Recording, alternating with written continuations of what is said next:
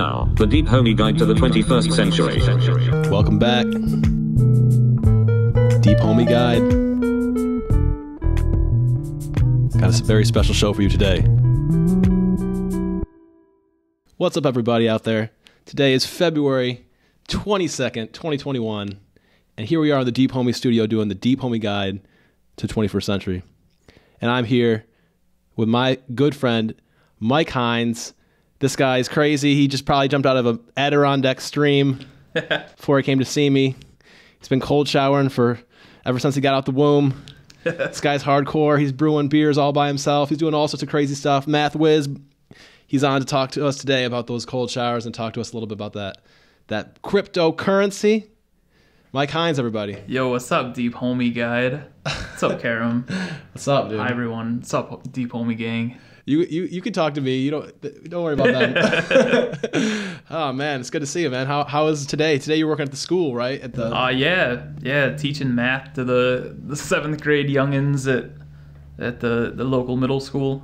Yeah, I know about that, man. I used to do that. I used to teach science at 7th grade level at the local school, the middle school. Teaching in Cuse, you're repping Cuse. Repping it, baby. Yes, hometown energy. We tried to leave. We really did. But yeah, man. Was it a good man? We're gonna get into this, man. I'm so excited to talk a little bit about that too, just because the COVID teaching must be a little bit nuts over Zoom. Yeah, it's so different. It's so different. Yeah. I hope things normalize soon. Just because, yeah, we won't get into it now, but I think it's definitely taking its toll on the education that kids are having, for sure. Yeah. No, I mean, kids are meant to be jumping on each other and jumping up and down and telling secrets and falling in love with other kids and running around and playing tag, whatever it is that kids used to do, whatever we used to do, right? Yeah. Yes, you know. Yes, I feel like socialization is like maybe even... It's definitely as important as the education you get, I think. Oh, and I think it goes hand in hand with that education, because whatever happened to group projects, whatever happened to working in teams, whatever happened to working in tandem, I mean, now everybody's just plugged into their little device. Now everybody's that kind of learner. Yeah. Well, it's true. Well, anyway, just to give a little update to the Deep Homie gang out there. So last week we talked a lot about motivation and talked a lot about where I guess I get all my thoughts about self-help and world help and where all that comes from. And at the end of the day, man, I just want you to follow your dreams. That's what this whole show is all about, is trying to get people to follow their dreams and to go at it and to not worry about it anymore and just go ahead and do that thing you always wanted to do. And that does make the world better, because everybody's got to find their own happiness. But it's not a show about being a dick and fucking becoming an asshole and moving to Long Island and never helping the poor again. It's not a show like that. It's a show all about how we can make ourselves better. And so that's what we were talking about last week. And I also wanted to give a little update on the life hacks. So far we've had 2 life hacks on the show, and I'm really excited to talk about cold showers today with Mike Heins, who's been... How long have you been doing the cold showers now? So I've been doing it consistently for almost 2 years now. 2 years? But I've been doing it on and off for probably 6 years. I told a friend about Mike Heins coming on. I said, yeah, man, he's going to talk a lot about Bitcoin. He's going to talk a lot about cold showers. My friend goes, bro, cold showers, dude. That's not a life hack. That makes life worse. I'm like, all right, dog. I think it's supposed to have some sort of benefits. So Mike's going to talk about those momentarily. I just want to update everybody on the life hacks, where we're at on the life hacks board. Electro water, still doing my coconut electro water in the morning. I love it. I really love it. Haven't been able to fully eliminate my coffee, but I do believe with the help of the electro coconut water, I have taken my coffee consumption from probably 2 to 2.5 cups to a solid 1 to 1.5 cup. So thanks, Tom Brady, for the tip. I love electro water. If anybody else is interested, DM me for the exact recipe I use. I've posted, I think, already on my stories. Check out my Instagram, Deep Homie. I think it might actually be on the little story save thing at the top. Tong Lin meditation. Mike, did you do the Tong Lin meditation today? I did. I tried it. So Are you going to talk about that? I was just going to do a quick wrap on it just because I've had good success with it. I feel empowered after I do the Tonglen. It is a weird one because a lot of spiritual exercises have you do positive things, like your mind, mental imagery, positive, one way or another, focus on positive feelings or let go of the thoughts. But it's as I said in the second Deep Homey Guide, or excuse me, I don't even know which one it was now. No, it was the third. The Tonglen meditation is actually like you actually quote unquote inhale all that negativity in your life, and then you exhale positivity despite all those obstacles. Kind of, it's like a metaphor. But anyway, what did you think trying it today, Mike? Well, I have a question for you. So during the Tonglen meditation, is it like, are you focusing on breathing? Like, are you solely focused on all of these negative, like breathing in the negative, breathing out the positive, or are you like? Because I know that like most meditation I've done, you're trying to clear the mind and like take in thoughts as they come and then let them go. Yeah. So I found myself like having a bit of a like push and pull between like focusing on the negative and exhaling the positive versus like just trying to let all of those thoughts go. Yeah, Tibetan Buddhism is different. It's there's a lot of it's not so much about emptiness. In my cursory experience with it, there is a lot more imagery in the meditations. There's a lot more color. Even in the art, actually, for some reason, it's a lot more colorful. But they do a lot of... so in this one, I don't think you're trying to let your thoughts go as much. I think you're actually really just focused when you inhale. You actually... Like, for me, when I inhale, it's almost... sometimes it's a different thing every inhale. Sometimes it's like, I'm inhaling... Oh man, they're not gonna like this next podcast, or maybe I'm inhaling. Dude, I really got to pay that National Grid bill. Yes. Here in Syracuse right now, this is like $100 zillion this month. Really, in this poorly insulated place. What the heck? I got to move out. Or maybe I'm inhaling. I've worked. This is a lot of work. I'm tired. I'm sick of this. Whatever. I'm inhaling just anything that comes to mind. Like that's negative. I'm inhaling it, and then I'm exhaling. I'm just trying to only focus on positive energy. Like I see my heart, and I see my heart turning gold. That's what I imagine, and I imagine that like exhaling out. And it's just I don't know. I like it. I like this meditation a lot. You don't necessarily, the thoughts are, it's not so much letting go of thoughts as far as I know. Yeah, sure. Like I know there are a lot of meditative practices that are not about emptiness for sure. Yeah. So it makes sense that like this is a focused, like the meditation is the focus on the positive and the negative. So that's sick. Yeah, I love living on the south side of Syracuse where the neighbor doesn't have a muffler. Yes, it's preposterous. No, it's actually the most preposterous thing. Yo, Deep Homie Gang, the most preposterous thing is this guy, my neighbor. No hate, but like nobody will shovel the driveway and no one will come and plow it. I don't know. Nobody wants to pay. I don't know what the deal is. It's like a war of attrition. And it's like up a big hill, so it's all slippery and covered in ice in February in Syracuse right now. And so my neighbor, like 2 or 3 times a day, you just hear, ooh, ooh, ooh, as he like attempts to go up the hill of his driveway and then can't make it. And so he has to pull into my driveway and try again. Anyway, sometime he'll be doing it during a podcast and I'll yell and scream. It'll be great. But warmer out and you shout out the window.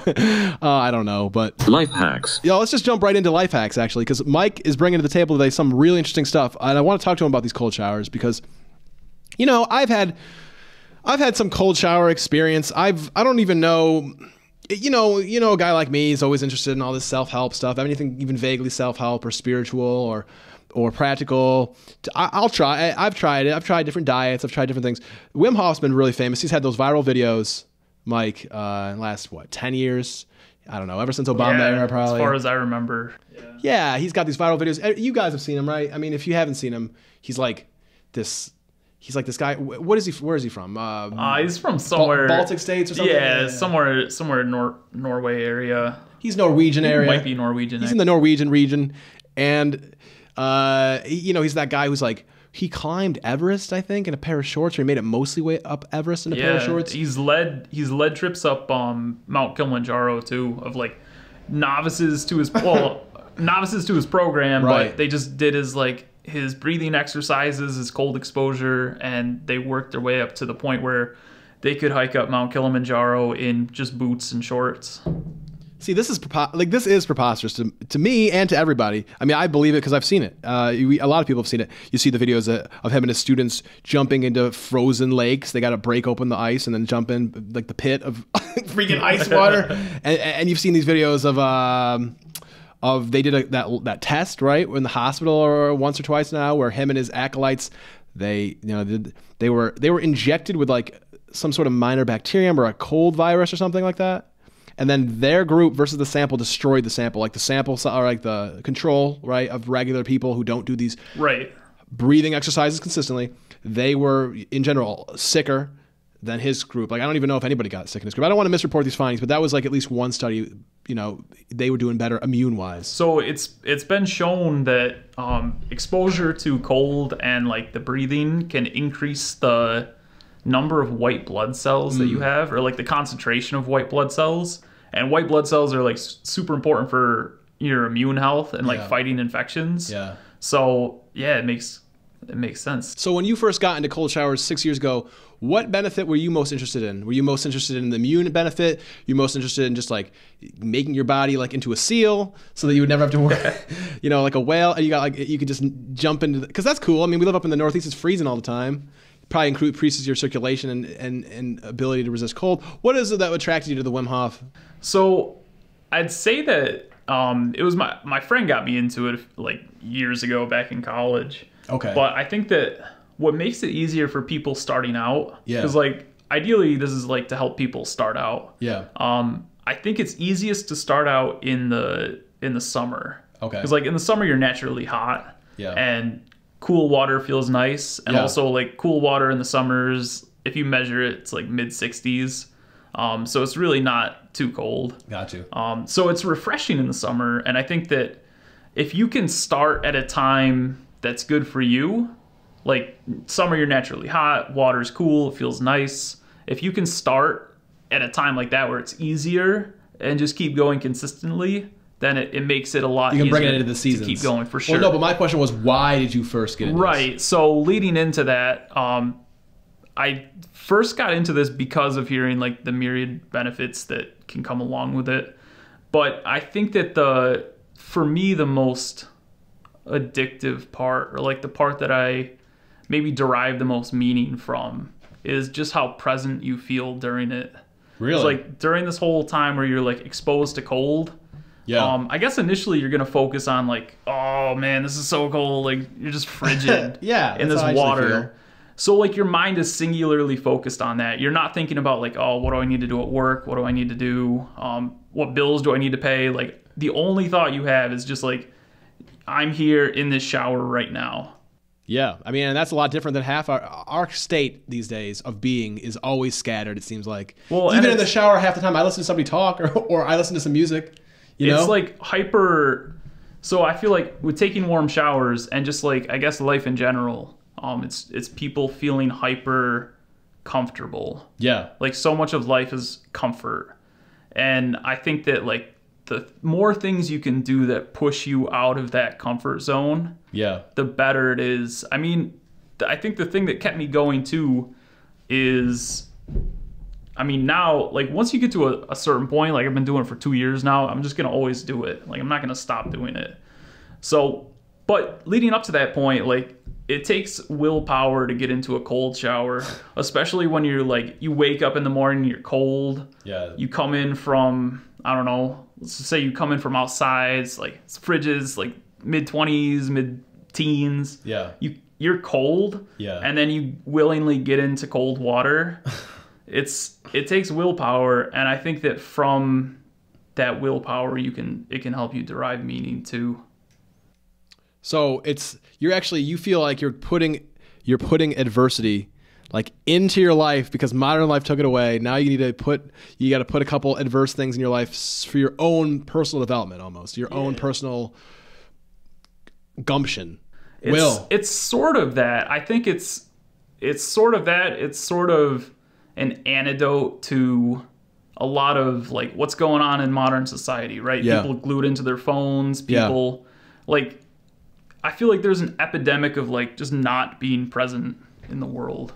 Yeah. And I think so too. I think that if you can do things that make you singularly focus and test your willpower. Like, could you sit down and read a book for 4 hours straight? Yeah. Like, I'm sure a lot of people could, but I know a lot of people can't. Yeah. And I think that a lot of that's like has to do with the phone, social media, like just people having general dopamine overload all the time. Yeah. Yeah. So doing stuff that doesn't release dopamine, but in the case of cold showers, it releases like adrenaline and like I don't know what else it releases in the body. Yeah. But so it's a rush. I've done it. It's a rush. Yeah, it's good. It's. I mean, I don't know if I was going so far as good, but you know what? I mean, it's one of those things where you do feel, you know, just like if you've ever done something, of course, everyone's done something they didn't want to do or gone and done a hard task, a singular task. Keeping with our cold theme, imagine if you had to shovel a whole driveway. Growing up, you know, you and I in the Syracuse area, we're very accustomed to our dad or somebody being like, all right, I need help. Come on out here and shovel this driveway. And it's like, oh, man, you got to go out there and it's like you're freezing and you got to shovel for what, half an hour to an hour. You're shoveling.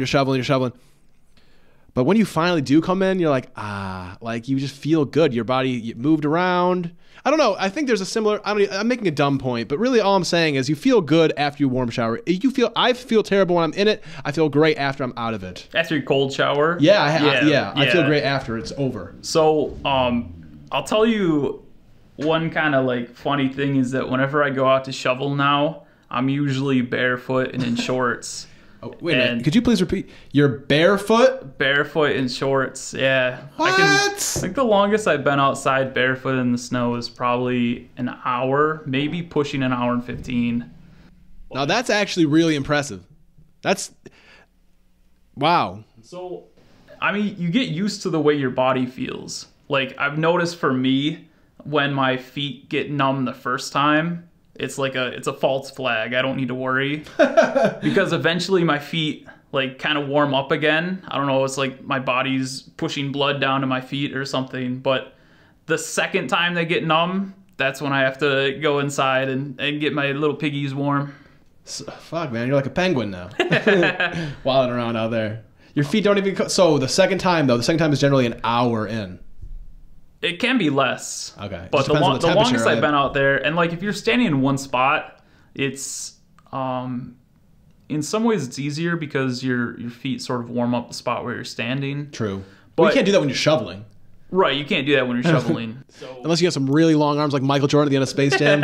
Just shoveling. No, so it depends on what you're doing. I think when I was out for a really long time, it was like you can either be walking around and that's like good. Yeah. Or you can be standing in one spot and that's like, I guess, warms up the area. But in general, it's probably better to walk around because you get the blood flowing. Yeah. Dang, bro. So you really have gained like a little bit of a superpower now. Like you really have way more, you might have more like brown fat or something in your body, like, right? Like that's what they say. Yeah, they say it increases brown fat, which like, it's like the healthier fat. It's also and it can like fat. Consume other fats or whatever. Oh wow, dude! There you go, man. But it's cool because your body can do these things. So it's just like unlocking this ability in your body to do these things. That's what this podcast is all about. We're trying to unleash the secret skills we didn't know we had. So as we surf into the 21st century. It doesn't have to be explicitly cold showers too. Like I never wear coats anymore because. Just walk around in the cold. Just stand outside in the cold. The other day I went out and laid in a snow pile. Like put a bathing suit on, took everything else off. Went out, laid in a snow pile, and did like the Wim Hof breathing technique out there. I think I did 3 cycles, and then came inside. Bro, people are not going to believe this when they hear what he's talking about. You know how cold it is? I know how cold snow is. Like if you put your hands into... Like the other day I had to... I was shoveling, I was getting the snow off my car. And sometimes the snow and the ice get caught beneath the windshield wipers. And then I used my hands with no gloves on. It's a particularly cold day. And I moved the ice out from there. And within like 10 seconds, I was like, my hands hurt. Yo, you're laying in it though. Yeah. Do you have a picture of that? I didn't take a picture. Can we get a picture of that for the Deep Homie Gang at some point? Yeah, we'll get a picture sometime. Yeah, also Deep Homie Gang. You know me, Mr. Experiment. So me and Mike, I'm gonna be doing this Wim Hof. It's this week's life hack, and the breathing technique. We're gonna show you it in just a minute. We're gonna show you the breathing technique for Wim Hof. We're gonna do it live on air. And it's very simple. Mike will explain it. We'll do it together. If you want to do it at home, just make sure you're away from other human beings, which you probably are, because you don't want people to think you're having a conniption on the side of the street. You should be sitting down when you're doing this too. Yeah, we're gonna do this in just a second. But yeah, man, this is you. So, and you've done streams, so you've done lakes and rivers, like in the middle of the winter. I've never done it in the middle of the winter. But you did do your pool at the end of fall. Right. Yeah. So there's a pool in my house. Yeah. So in the late fall, it gets pretty cold. Yeah. But it doesn't get that cold. I think it was like upper 40s when I went into it. Okay. It's still pretty cold. Mm-hmm. I was out there, the last time I did it, I was out there for probably 30 to 45 minutes. And when I came inside, I felt great. Okay. But I was like fundamentally cold. Like you were shivering. My core, I could feel my core was cold. Yeah. I went to bed that night. I had like blankets over me. I was like shivering in my bed. Yeah. So I had to put on like sweatpants and like a sweatshirt and just go to sleep, and like eventually warmed up, I guess. Oh, my word. But yeah, and I've never had that experience in snow, because like water cools your body down so much more. Right. No, it's a different fear, really. It's a different craziness when your inner core gets cold. That's different than just you can be cold on the outside. You can be shivering. You can be chattering your teeth. But it's different than if the inside of you is cold. Like when I rode my bike across the United States for the U.S. ride to save lives, and when I was like up in, I want to say like Utah, Colorado, like even though it was the end of the summer, early fall, we were like there was snow out there, and sometimes I was tenting out, and it was just like after being outside all day on the bicycle, going 80 miles on the bicycle. Yeah, sure, you're warm, you're moving around kind of, but you're just kind of getting cold because you're outside, just from I don't know. And then by the time at night, I would put everything I had on. I would still be beneath my sleeping bag, and I had bought a liner for my sleeping bag from Walmart. It was crazy. Like I had everything I had. Like I had like 3 shirts. I had like 2 pairs of pants. I had like everything. Still couldn't, and I had a hat on. I looked like a homeless man.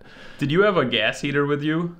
I didn't, no. Like for heating up, I don't know, boiling beans or something? To be honest with you, yeah, no, we were going for like lightweight. Yeah. So, there's a balance there. A lot of long distance guys definitely will bring that, a lightweight heater, but we really did like restaurants and gas stations. That's really what we did. It was just easier for us to have less weight on us. Yeah. Because when you have everything on you, it's bad enough. I mean, if you're ever in a situation like that again, like camping outside when it's cold out or whatever, drinking hot liquids can help a lot. Oh yeah, because it goes directly. Core. Yeah. Yeah. I mean, I wasn't in danger. Don't take me wrong. Like this is not some sort of like I was just cold. It was just like an uncomfortable and I still couldn't get warm. But it wasn't like hypothermia level. If it was that level, I would have knocked on somebody's door or would have got a heater or something. But hey, so this whole technique though is meant to increase your general threshold for cold tolerance. So yeah, for sure. The more cold exposure you have, and it's not just like the amount of cold exposure, I think it's the consistency. Okay. It's like if you do it once a month, it's going to be hard every time you do it. Right. And I don't think you're going to get that much benefit out of it. Sure. But if you're consistent with it, it becomes like a part of your daily experience. And like it might suck. Like for me, it still sucks sometimes when I'm about to get into the water and I'm like, all right, this is going to be cold, but I have to take a shower, so I'm going to get in.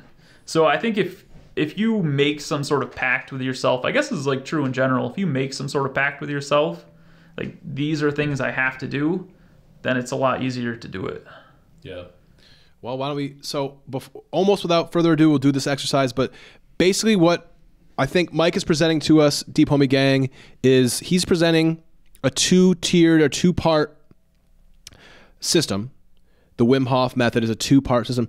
One is the breathing exercises, which you might do 2, 3, 4 rounds at once generally, right? Probably. Typically 4 is like 4 the best, at once. I think. You might do it once a day or twice a day, probably, right?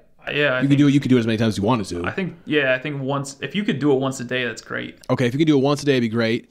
And that's part of the system. And the other half of the system is the cold exposure, which a lot of the times you might do this breathing exercise prior to get yourself kind of like hyperoxygenated or not. Oh yeah. So the idea is to like get rid of all the CO2 in your body. Yeah. And like allow yourself to take in as much oxygen as possible. And it's super symbiotic. Like if you take a cold shower without having done Wim Hof versus with having done Wim Hof, it's remarkably easier to do it after having done Wim Hof. All right, without further ado, if you're at home and you're able to, go ahead, sit back in your chair and listen to Mike as he instructs us on how to do this bad boy. All right. So what we want to do first is, the idea is just to get a lot of oxygen into your blood, right? So what I typically do is breathe deeply in about 30 times. So what you're going to do is breathe in sort of like a wave, all right? So air comes in, air comes out without a break in between. So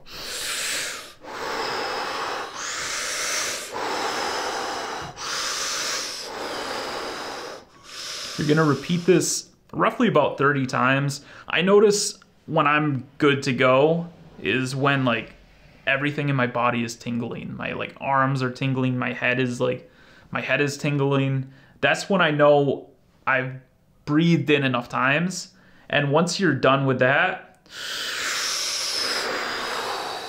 exhale completely, hold your breath. Having exhaled, hold your breath for as long as you can. If you want to set a timer to help you, set it for 1.5 minutes and try to do that. So try to just be in the moment, be present, let everything go with your breath completely exhaled. You'll notice at first that like your heartbeat is going pretty fast, but as you just sit there, your heart rate slows dramatically. And the idea is to, through meditative practices, just slow it down as much as possible. And then after, like really push yourself until your body naturally reacts and breathes in. And once your body does that, breathe in, hold it for 15 seconds, and then let it go. And that's the end of the first cycle. And then you repeat. So go back into the 30 or so breaths.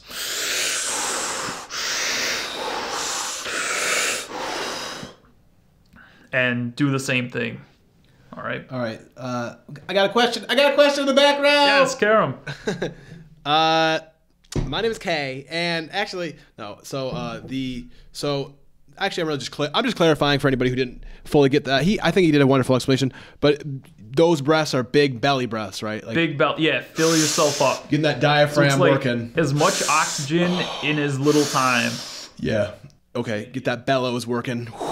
Okay, and there's that, and get it going like continuous motion. Yeah, yeah. Anything? I guess.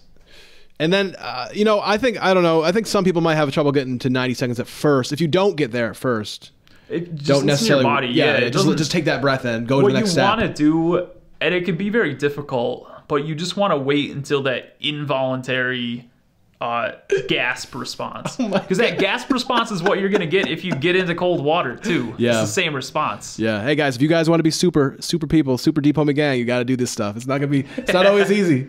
Just like what I don't know, beauty is pain, right? Sometimes excellence is also. So let's get this. But this isn't painful. It's just like uncomfortable. It's uncomfortable. And if you push yourself into levels of discomfort, yeah, then you can gain a lot. But one thing that's interesting too is that if you look at Wim Hof's website, people usually think of the Wim Hof method as like this bipartisan, like two parts coming together into this like collective thing. You're breathing. They got Nancy Pelosi over there. They got Chuck Schumer. They got Mitch McConnell. All. Sometimes Trump shows up. Nobody likes him. Yeah. So not bipartisan. This twofold is sort of like on the one hand you're breathing, on the other hand you're doing cold exposure. But Wim Hof thinks of this third component to it, which is willpower. So just having the willpower to do it consistently is huge. Right? All right, don't be a snowflake. You can do it. You can do the Wim Hof method. Let's push it. This is bipartisan. All right, so let's do it. All right, so Mike, why don't you lead us into? We'll do. Why don't we just do 2 rounds? Generally we do 4, but I feel like 4 is a lot for. So you want to do it right now? Well, why don't we do 1 round? It's a little bit preposterous to even do 2, because people just like at home listening. It's like they're just gonna hear me. But why don't we do 1 round? All right. Sure. All right, people at home. All right, here, finally, you've got your chance has come to do the Wim Hof method. All right. So when you're doing it, you can lay down, you can sit down, you can, if you can lotus, you can do that, like whatever. The idea is just to be comfortable and be in like a good breathing position. All right, let's get it. All right, let's do it. Let's do it, guys.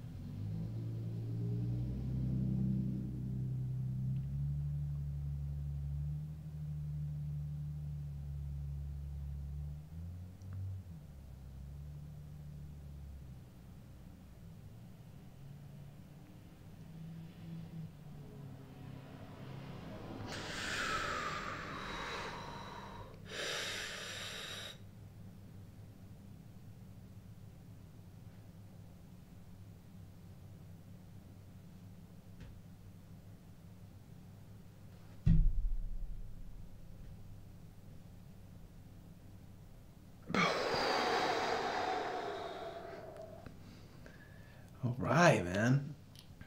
Yeah, hopefully you try that, but if you do that same thing, do it like 4 times. Yeah. Sometimes it can be like almost trippy at the end of the 4th one. Like seriously, I've had like little hallucinations and stuff doing it before. Like, seeing this lotus blossom open up in my closed eye. Oh, that's your third eye opened up, bro. Yeah, man. Next thing you know, you're gonna be like Joe Rogan, man. Like the Joe Rogan poster.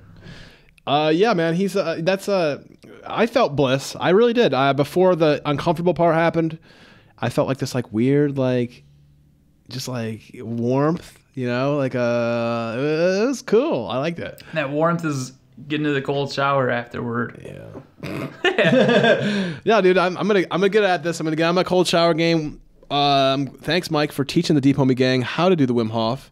So now no one has an excuse to be cold this winter or next. All right. Yeah, and definitely like listen to Wim Hof too, because like I probably don't do that any justice. Whereas Wim Hof is like he's the master of that. So like definitely listen to him instruct it too. Yeah, and I believe he has an app. I think. Yeah. Do you have that app? I don't. I believe he teaches. He has books and stuff.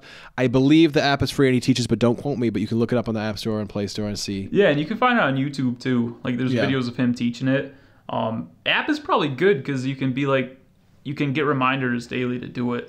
You know, another interesting comparison you can make to Wim Hof too, is that just like Ram Dass. Well, actually, no, it's a little different. Just like me, his spiritual journey started with a broken heart. Now his is more serious. He had a wife, and he went more seriously, arguably, than I did, and went deep into one thing and found this whole method out and started jumping into ice baths in Norway and like lakes in Norway in the middle of January. But anyway, his whole spiritual, physical, crazy transformation did begin with, I believe, his wife dying, perishing of cancer. I think. Yeah, I think that's right. And then he saw this like this frozen or like partially frozen pond, and something just like beckoned him in. So he just like climbed into it, and he came back out. Thank goodness. He came out enlightened. It's a crazy story, man. The light bulb. All right, well, yeah, man. Check out you at home, gang, Deep Homie Gang at home. Definitely check out cold showers. Definitely try the Wim Hof method. At least try the Wim Hof method. It's really cool. It feels really cool. And you know how what if somebody was like, I'm not really sold. I'll try the breathing, but the cold shower, that's a lot. It's February. Would a lukewarm shower be better than a hot shower? Sure. Yeah. So I think Wim Hof has said that you get the full benefits of the cold shower as long as it's below, I think it's below like 62 degrees or 63 degrees. So if you can get into lukewarm showers as like a way to ease yourself in, do it. Yeah. If you have to wait until summer, do it. Yeah. But you should at some point do it. Yeah, man. If you want to be out shoveling next winter in basically a birthday suit, just like Mike, it's so efficient. That really is cool, man. It's cool you're not wearing coats anymore. That's a crazy change. The reason I do it is just because like I don't have to put on boots. I can just walk outside and do it. So at this point, it's just very practical for you. Practical. Yeah, it's all about pragmatism. Yeah, that's what the show is. Yeah, and in terms of pragmatism, let's get to our next subject, which is life hacks. Another life. This is a double life hacks deep homie guide. We are giving you so much free information. One day, maybe I'll ask for money, but in the meantime, it's free. So get it while you can. No, just kidding. I'm here for you guys. Mike, you made a huge return on investment on your Bitcoin. You started investing in crypto in September, you said? And you've had a 90% return on investment, right? Yeah, so I started investing in stocks in September. I think I got into crypto in October. Yeah. And like it's been easy money. It's been easy money because Bitcoin has had just like such an insane bull run. Oh my gosh, it's been on the run. Like it just felt like for a minute there, it felt like you couldn't ever lose. It felt like you want to just put it into Bitcoin. Now I had a really hard fall off last night, and I was amongst those who got shaken out because I had a stop loss in. Though I thought it was low, apparently not low enough, but it's back up again. I think it's back up. This thing's got resilience. It seems like. But anyway, the point being, you've had a great return. Some people have had better, but 90% is still, just for the people at home who don't have tons of financial knowledge, let's say you wanted to have an investment product and you wanted to go to a broker who invested in stocks for you or something like that. If they got you a 10% per year growth on your money, if they got you a 20%, you'd be really happy. Well, this dude has had a 90% on his crypto. And Mike, let's just imagine. Now I'm a little bit involved in crypto. I had some investments in Bitcoin and XLM and Ethereum and stuff. But I'm more of a novice. I have some investment knowledge here and there. With crypto though, I haven't even been able to see a graph. But whatever. If somebody at home was like a novice, or they were just sort of interested in this Bitcoin stuff, this crypto stuff, just walk us through. Not so much how to make money with it first, but first, what is it? What is blockchain? What is this decentralized network? What is its purpose? Why do we need this weird thing? It's fake. It doesn't make any sense. It's not based on anything tangible. How could this be a thing? Please explain to those boomers and otherwise foolish millennials and foolish Gen Zers who don't know, what is this technology all about? All right. Yeah, sure. Damn, that's a big question. It could be. Please make it layman's. It doesn't have to be too technical. So the idea of blockchains is they essentially serve the same idea as a ledger. So like it's like an exchange of resources but like with Bitcoin and blockchains in general, it takes place in a decentralized manner. Yeah. So like there's no central party that has to hold individual parties accountable for their end of the transaction. Everything happens in a way that's self-contained. So there's no Bitcoin company. There's no you can't call up Bitcoin customer service if something goes wrong. Yeah. It's like all of this thing just exists in the coding of the technology. So basically, I mean, there's a lot of computing involved. It's like computers solving really difficult like mathematical problems that they check the work, and if the work is correct, you're awarded. It transfers. And then, so there's mining that takes place too. So miners are basically the computers that do the work.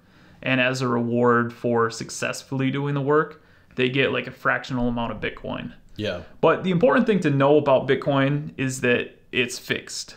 So the supply is 21 million. 21 million at most. Right now there's been 19 million mined, I believe. It's almost 19. Yeah. So there can never be more than 21 million Bitcoin. Yeah. And I think that I think the 21 millionth Bitcoin will be mined in like the year 2100.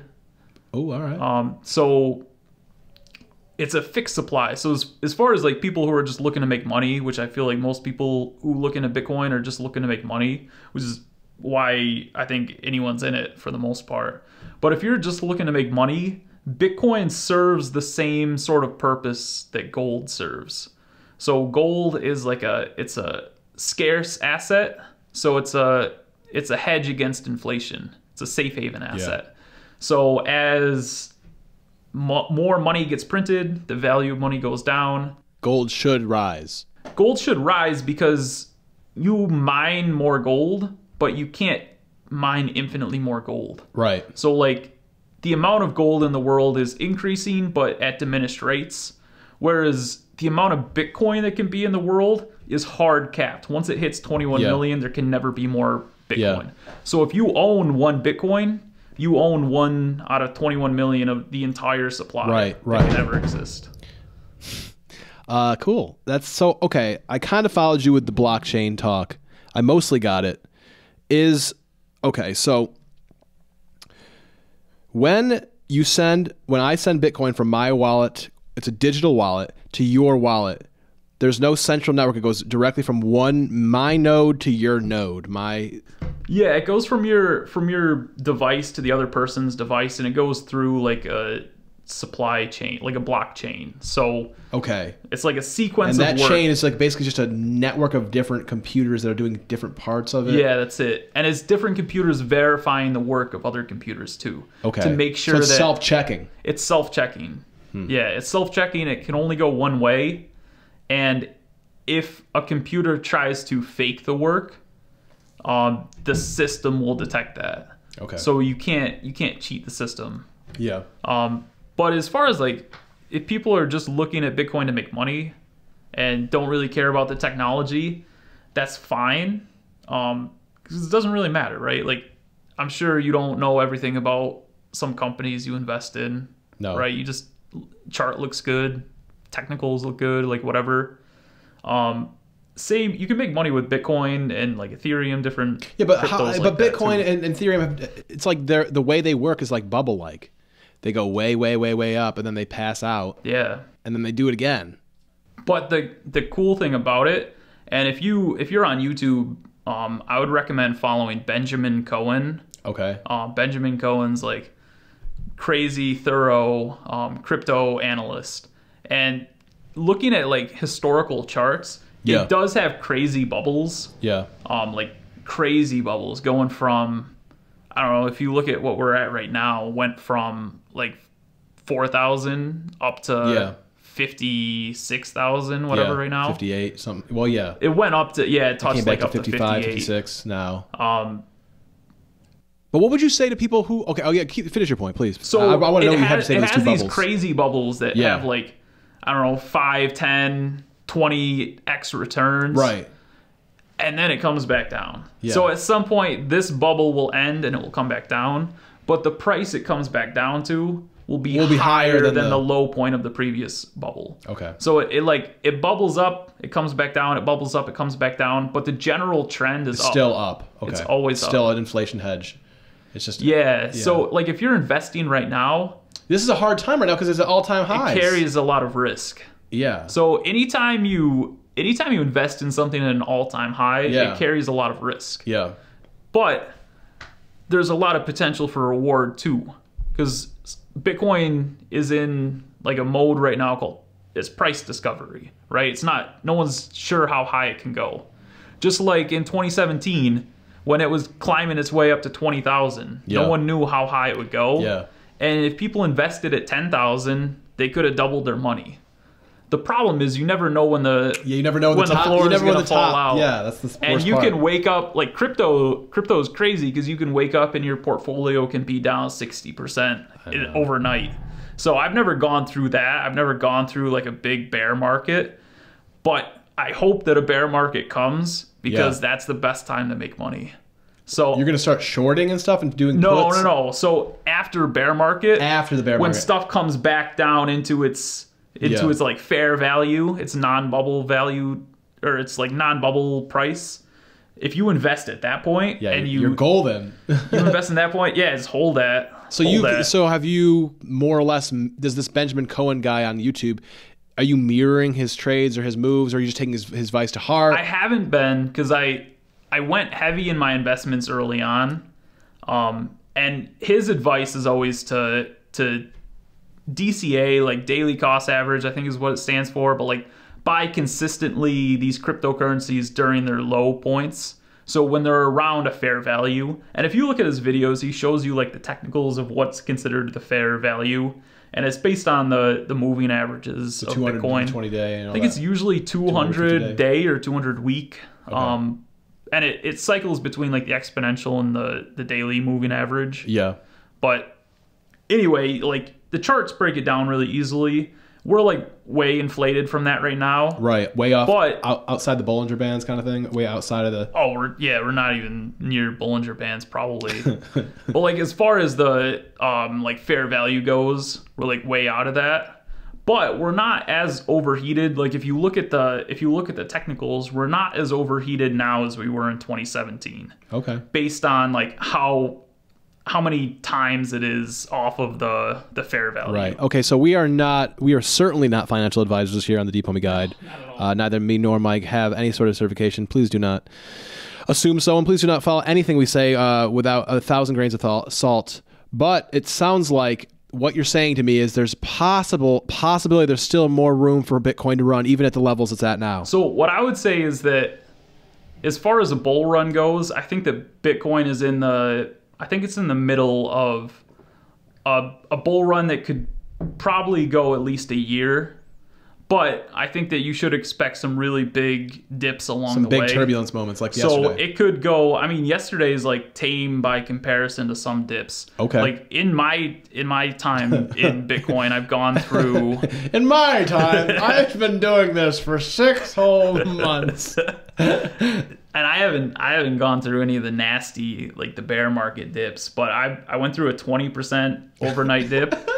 And I ended up selling at like the bottom of the 20%. And it whizzed right back up. And then it was so preposterous. It came down and then it shot right back up. No. I sold at literally like one of the lowest wicks at that dip. But I bought back in and made more money. So this is the reason that like Bitcoin has gone like 5x during the time that I've only gone 0.9 or well 90%. Yeah. But so I've gone through a 20% dip. And then I also went through a 30% dip. That's hard, but man. It's hard. I didn't sell for most of that dip, and then I sold some at the bottom of that dip. Because like you always wonder, like, is this the end? Is it over? And you're like, all right, I'll check the phone in 5 minutes, and somehow it's lower. You're like, what? Oh no! And then you finally sell, and then like an hour later, it's like you get a notification in the corner. It's like so and so is up 12%. You're like, what, dude? So I've started. This is my life. I'm not the best investor at all. That's why I have people like Mike on, so I can improve. Because I have not been the best investor. It's hard. It's hard. That's why it's better to buy in when it's low. Right. It's a lot simpler. It's so much safer. Because like if you buy in when it's low, you know it's not really going much lower, and then you just hold it. If you just hold it, like if you're in this position where you buy in, let's say you buy in today, you buy in at like 55, 56, and then it goes to like 40,000 overnight, you're gonna feel terrible. Yeah. So it's risky. There's reward to be had, but just everything feels risky to me right now. I feel you. We're pretty high on the crypto bubble. It might keep going. It might not. I think one of the cool things that this show is about in terms of how it's the intersection of self and world help and self-improvement, but it's an intersection of that with future tech. One of the most cool intersections of that really is what is going to be the next Bitcoin? Now, I think we're still in the middle of this somewhat, so don't lose hope with crypto and all that. Don't worry. But what's going to be the next Amazon? Because everybody has those regrets. Like somebody told you in 2013, somebody was like, yeah, hey, man. Or somebody's like, actually, no, let's do a smart voice. Hey, brother, have you heard about this Bitcoin thing? I think it's rather cheap. I think it's like $3 or something. It could go to $1 million. I don't know. And everybody was like, shut up, Ned. you don't know anything, Ned. And then like now Ned's living in the Bahamas. Like this is like, God damn it, Ned. Like everybody had a Ned back in 2011. So we got to start paying attention to Ned now. That's part of the Deep Homie Guide. We are looking, this is literally, I swear to God, if anybody out there who's listening to the Deep Homie Guide feels like they know what's going to be the next the next Tesla, the next Amazon, the next Google, the next Bitcoin, but it does sound like this crypto market is there's still a lot of upside. I've heard a lot of interesting things about. First of all, Bitcoin is the standard. Don't lose hope in Bitcoin. But also this Cardano ADA is really interesting. That's only at $1 right now. Like I said, this is not advice. This is just something interesting to look into yourself. But so talking about some like. There's Bitcoin, and then there's like the other cryptocurrencies, right. And the other cryptocurrencies, altcoins. Yeah, they get grouped into the category of altcoins, right? And I think the thing to note is that like I don't think cryptocurrency is going anywhere. I think that if anything, cryptocurrency is going to become more adopted as we move forward. Sure. And like the thing that makes this bull run different than like fundamentally different than other bull runs, is that we've seen a lot of institutional investment. This time. Absolutely. And that's what's really spearheaded is like institutions dumping billions of dollars into Bitcoin. And that never happened before. So institutions really recognize the fundamental value of cryptocurrency. And I think that like that's a good enough reason to not panic and sell. But as far as like other cryptocurrencies, the main one is Ethereum. And the interesting thing about Ethereum is like in terms of cryptocurrencies and like where different coins fit into the market space, I think like Bitcoin is being recognized for its ability to, like we said, serve as like a hedge against inflation, fixed value, it's perfect store of resources. Absolutely. Whereas Ethereum is not hard capped, so Ethereum will continue to grow forever. It's scarce like gold. You can't mine like infinitely many Ethereum coins, but it's not hard capped. So it doesn't fit that same space that Bitcoin fits. Okay. But what it does do really well is it serves as a decentralized network. So like Ethereum exchanges can be these like exchanges that make up a network that no company owns. Okay. So you can host apps on Ethereum. You can host, I think you can host websites on Ethereum. And it's like just this decentralized exchange. You can host smart contracts too, so you can make contracts with people, pay interest, pay loans in this way that like there's no middleman. It's just you and this person, and they can't they can't screw you over either because it's all coded in that like this money is going to be transferred over. I think somebody told me that Bitcoin is kind of like the gold of crypto, and that like and Ethereum is like the oil or gas that powers these smart contracts. That's exactly it. Okay, and so to your you mentioned ADA Cardano. Is that an alternative to Ethereum? I believe. Yeah. So they say that it's like it could dethrone Ethereum because it does what Ethereum does supposedly better. It only does it better if people adopt it. Like if it doesn't get adopted, then Ethereum does it better.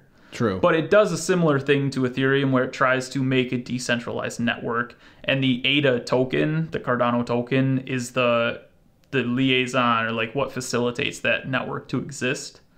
But the really cool thing is that it's grown. Like if you look at from March till now, ADA vastly outperforms every other cryptocurrency in returns.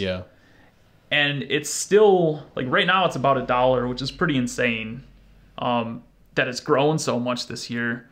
But if you look at Ethereum like 5 years ago, it was like $2 to $4. And now it's hovering around $2K. Yeah, man, that's the whole thing. So like Cardano, if that explodes, like if it is anywhere close to Ethereum in value, and like Ethereum's really undervalued right now at 2K. But if it's anywhere near as good as Ethereum and like gets adopted, then that's sky's the limit on that. Right. So I'm not saying now is a good time to get in, and this isn't financial advice. I don't own any ADA, but I want to. I think that's like we're under that New York State mandate. We got to figure this out. I think that's the lottery ticket right there. Could be. That could be the lottery ticket. That's Man, that's interesting. Yeah. So for folks at home looking to get into crypto, it does. I don't know. I don't even know if we can recommend it or not. Like these. I guess I did introduce it as life hack, but generally my life hacks in the show are going to be like, hey, try this, try that, try Wim Hof, try this meditation, try this electro water, because I know it's not going to hurt you. It set you back $20 in coconut water. All right, that's a lot of money to spend on coconut water. I get that, but these cryptos are very, very volatile. So I would definitely give this one a big time deep homie asterisk, like a deep homie warning on jumping into Bitcoin. Definitely check out this Cohen gentleman, Benjamin Cohen. Benjamin Cohen, yeah. Definitely just know, guys, that you really can wake up the next day with nothing, like 60% down on your crypto. So please don't just dive into this. I've gotten burned enough on it. Make sure you're doing your homework. Make sure you're especially because this is crazy. Like this is financial markets, and we don't want you to lose your house. Yeah, and I think that you should recognize too that when stuff is so overheated, obviously it carries a lot of risk. So if you invest, don't invest any money that you're not willing to use, that you're not willing to lose, rather. And recognize that the best time to invest is when no one's talking about it. Yeah. When everyone's saying, "Oh, you're crazy! Like this Bitcoin, what is that? Like, don't invest in that." That's the time that is probably a lot better to invest than when your grandma is saying should I buy some Bitcoin? Yeah, Ned was so right, dude. I should have listened to Ned, dude. Do you think, just before the final question on the Bitcoin topic, I totally get this whole buy the rumor, sell the news in general. I was one of the people.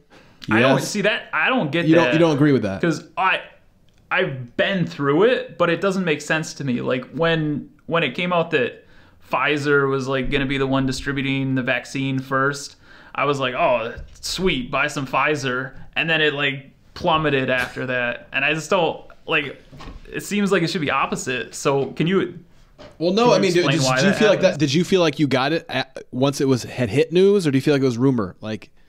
I got it when it was news, when it was definitely going to be the vaccine. No, that's what I don't understand. I don't know if I can explain it, but there's this old adage in investing, and that is to buy the rumor, sell the news. Now, you could have been a very, very rich person right now if a month ago you would happen to somehow be on Reddit, Wall Street Bets, and you saw this rumor, everybody's like, oh, we're going to take down the hedge funds. Let's all buy GameStop. Haha, we love GameStop. We're gamers. We're going to buy this thing up, and it's going to just destroy all these shorts. Shorts are people betting against the stock. It's going to go down.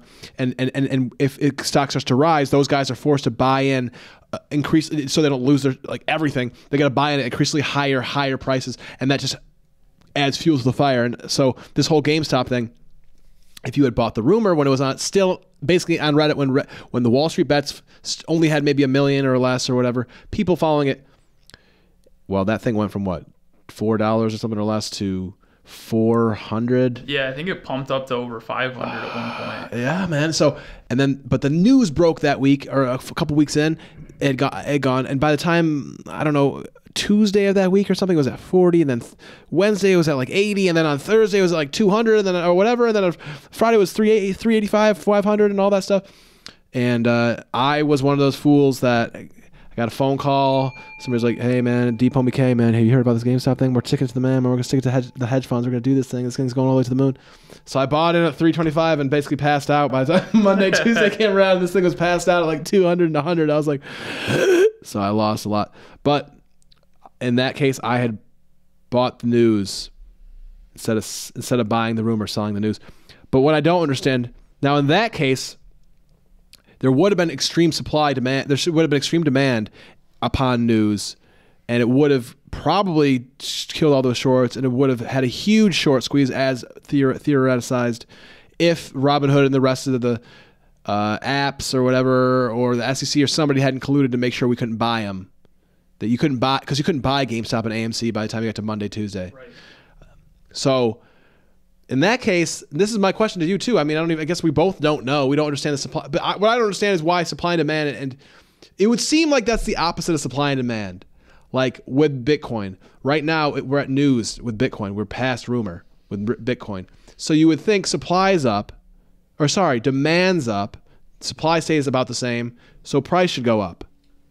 So in that case, it's almost like you should buy the news with Bitcoin, but that's what I don't understand. Yeah, so Bitcoin is like one of these assets that's fundamentally different than other assets.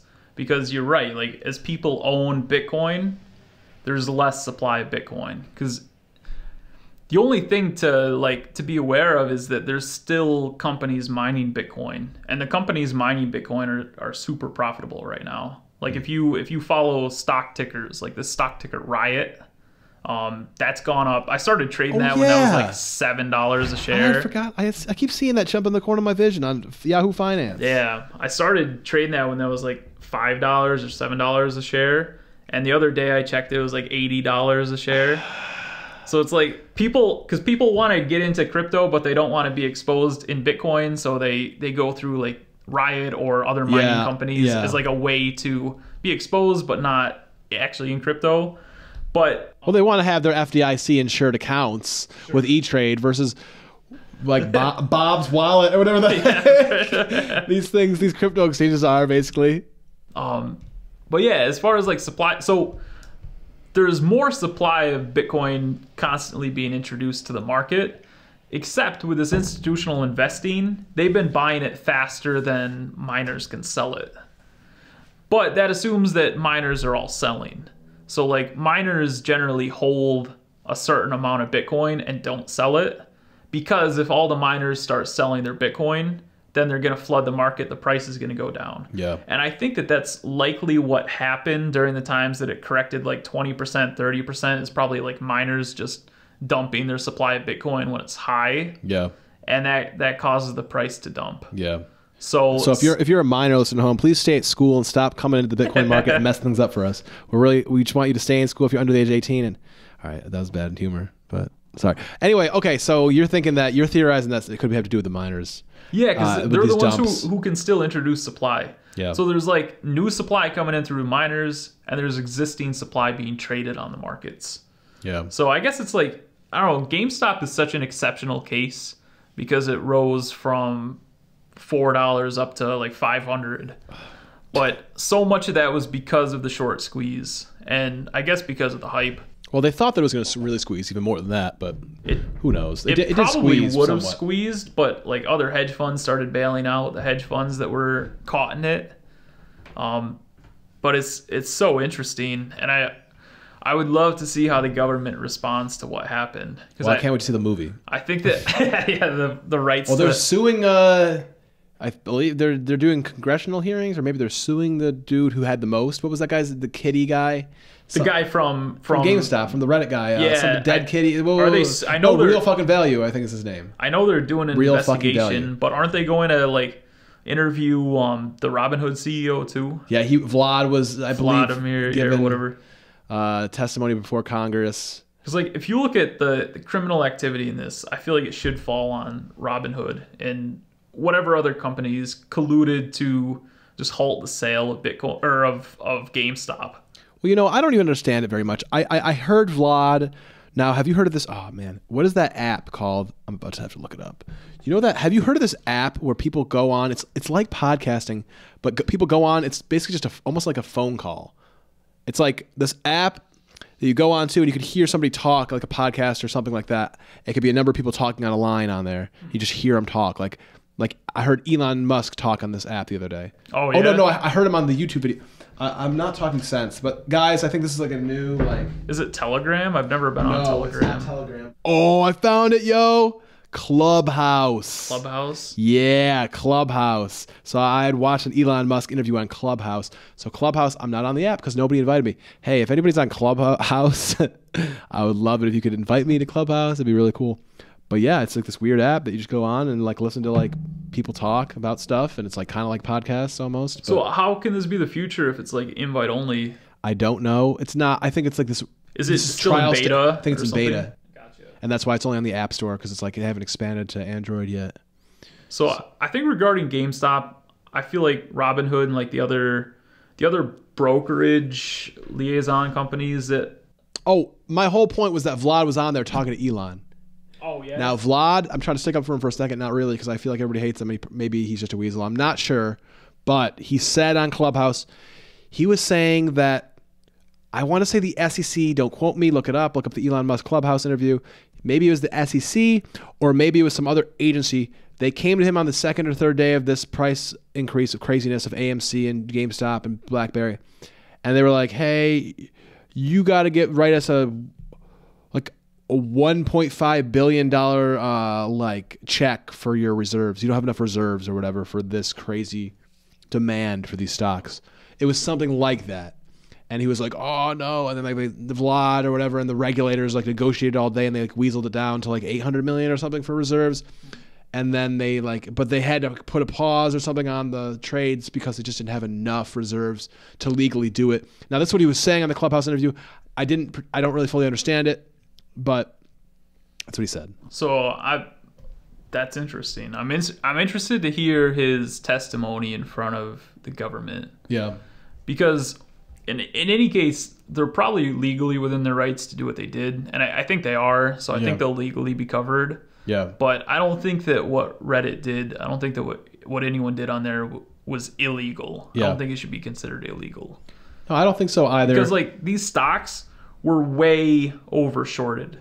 I think GameStop at its peak was 120% shorted, and I think AMC at one point was 140% shorted. So it's more than the supply of the stock is shorted. So they've sold more than the supply of the stock. I think if you're overexposing yourself that way, and obviously doing it in a way that kind of manipulates the market, right? It looks like huge selling pressure. So I think if you're manipulating the market in this way and taking on this massive risk, then you should have to eat the consequences. Anyway, man, I don't know enough, but I do think it's really interesting, this whole thing with Robinhood. I know everybody's mad at them now, but they really were the first company that democratized trading stocks and trading crypto completely. They, I believe, were the first big company that had no fees on their platform. And that and other trends like COVID have brought in this whole crazy democratized wave of young people trading. And maybe not even just young people, but, people at home, not people who are just dedicated stockbrokers or people who studied finance. There's a zillion guys out there now, and women and people of all sorts that are just, I actually have a friend I saw from college, from liberal arts. She's doing live Forex trading now, on Instagram. Oh, cool. I was it's just coming out of left field, but people are really into this. We're getting into this roaring 20s thing going on. People are really into money and people are starting to trade. Yeah, it's a renaissance of taking charge of your financials for the average person. Yeah. And I think that hopefully people after the Reddit debacle, hopefully people start to realize the value of investing in crypto. Yeah. Because it's this decentralized marketplace that there can be no government interference. I guess there can if governments ban cryptocurrency. That is the big concern. That is the big concern. And I feel that if the US were to ever ban Bitcoin, it would cause the value to plummet. But you can't really ban it because people still own it. Right now, XRP is banned, sort of, or it being no, it's not banned, but it's not on Coinbase. But it's they're doing testimonies, I think, in Congress about XRP Ripple. But yet it's still trading very high. It's still 70 cents versus when it first went down, it was at 30 cents. Right. I think it's dead though. I think it's gonna die. You think it's gonna die? I think so. I don't know enough about the situation. I don't either, but I know that when the government starts dipping their hands into situations, it's not good, especially for a decentralized platform. I'm just surprised that ever since the investigations into Ripple have begun, the price has actually gone up a lot. It's at least doubled. Right. Well, maybe not doubled, but something like that. Look at Dogecoin. Anything can happen. Yeah, that's crazy, man. Doge, I think, is holding strong, 5 cents. Yeah, it's still mid 5 cents. But that just goes to show, man, that anything can have value if people buy it. Man, I don't know, but yeah, this is the new wave, man. Everybody's getting all into markets and it's scary, man. You play with skin in the game. It's not. This is not. It's not fun and games when you wake up one day and don't have $1,000 in your account. Yeah. But it is a lot of fun when you wake up one day and you got $20,000 when you had $1,000 the day before. So that's the excitement of all this. For sure. Just be careful, with gambling. It's better than gambling. I would like to think of this as better than gambling. That's for sure. Oh, you gotta be very, very sober-minded about everything you do. Be really in general, cautious. if you buy things that you're not afraid to hold for a long time, like you look at long-term growth of Tesla, you look at long-term growth of Bitcoin, like all these things generally trend up. Well, do you think Tesla? What about somebody right at home right now is like, I wish I bought some Tesla. Is it too late to buy Tesla? Do you think? Man, I don't know. I always thought it was too late, but I feel like you always think it's too late, And then somehow it goes up another 100. Gets worse. I know. I was literally. Now we're stuck with NIO and whatnot. The first time I looked at Tesla, CCIV. It was $45, and that was obviously pre-split. If you would just put your life savings into that, in that moment. If I put like 15 grand in it at the time, I think I calculated it before, that'd be worth like several millions now. If you had listened to Ned back in 2013, you would be worth like several billion right now. Yeah, I mean, look at Elon Musk, like richest man in the world, just because Tesla shot up. Yeah, well, he just got. He's like they just keep. Isn't Bezos keep like going back flipping and forth now? But I mean, if Bezos is going to retire as CEO, who knows what's going to happen? But yeah, well, I'm sure he'll keep all his shares. Yeah, he had a divorce though. I don't know how he stayed really rich. I guess. Yeah, he lost like half his money and stayed the richest man in the world. Dude, come on, man. All right, that's it. Fine. I'm a communist now. Share the wealth. Yo, Bezos, I want something, dude. How do you half your fortune and still be the richest man in the world? Yo, come on, man. It's not fair. Yeah, like it's not fair. You look at the Walton family, like you look at Amazon employees, and like so many of them, I think like 50% of Walmart employees live below the poverty line. Yeah. And it's like you have the owners of this company who are like unbelievably wealthy. Like if Jeff Bezos was a country, he'd be, I think, the 51st richest country by like GOP or GDP. Right. And just destroying. It's like you have all this wealth. You have the wealth of an entire nation, and your employees are impoverished. Yeah, that's not good. It's like, no, that's not cool, man. That's not cool. That being said, it's. I'm sorry. You were just talking about Walmart, right? Yeah. So Walmart employees, but I think Amazon employees. I don't know stats for them, but I'm sure that they're not doing a sizable. I'm sure a sizable portion live below poverty line too. Yeah, that's not good. Like, that's not cool. Yeah, for sure. But that's that is what it is when you have freedom as the economic system. You reward the person that comes up with that idea for that company or that idea for that innovation that's going to change the landscape. Because like him or hate him, man, Bezos changed the landscape. I don't want to do it, but I pay for Prime every month just because it's amazing. It's amazing. It is. I mean, a lot of people do that. Most people do unbelievable. that. I would almost say it's unbelievable. I need something. I don't even have to leave this house anymore. Get it in 2 days. I mean, yeah, I can wait 2 days. I don't need to go. I don't need to go to Walmart. I don't need to go to Wegmans. I don't need to go to Walgreens. I don't need to go to Best Buy. I mean, that's why everything's going out of business. Well, I mean, not really. They're starting to catch up. They're starting to get their logistics in shape. They're starting to do you got 2 day shipping from Walmart. You got 2 day from Target. You got all sorts of stuff going on. So you got people fighting, but. It's what he did with the logistics game is unbelievable. It is. I don't think the long-term consequences will be good, but it is nice to be able to sit at home and get something 2 days later. Yeah. But I like the price of that is destruction of local business, destruction of small business, taking money from this local economy and shipping it off somewhere else. Yeah. So like there's definitely cons that I wonder this could be a weird but semi-implausible but possibly plausible business scheme. What if there's like it'd be like a local, they would pretty much probably market themselves as the local Amazon. They would have everything that Amazon has, but they have a lot of stuff. And they offer 6-hour shipping, say, or something like that. And so they got all the pantry items, they got all the standard household items, and then they've got just general stocks of Walmart type stuff.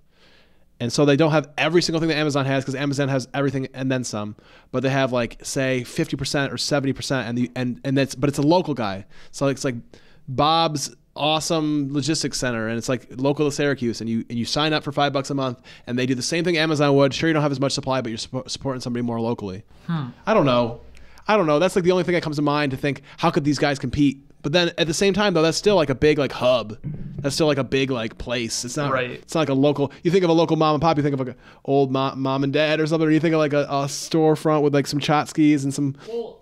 They give you tea sometimes. Your idea is not too dissimilar from like the mom and pop shop too. It's like mom and pop in the 21st century, right? Because that's what I'm trying to help them out. The 21st century has to adopt to this world where Amazon and Walmart exist, right? Like if we're gonna reclaim our local economies, like the mom and pop shop as a business model has to be able to compete. That's what I'm saying, man. I love mom and pop, man. I'm not trying to put them out. Yeah, it's just it's hard to fight the like the urge and like the need that Amazon fills is something that like a mom and pop shop doesn't fill. Like you spend half the money, get something without ever leaving your house. Yeah, I mean, it's ridiculous. Look, I got these two stands here.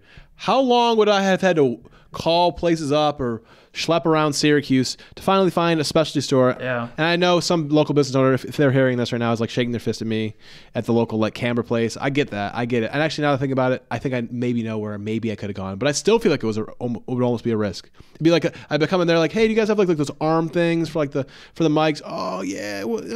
Right. And you might get something similar, but pay like $60 and not have it be what you want. This thing works perfect.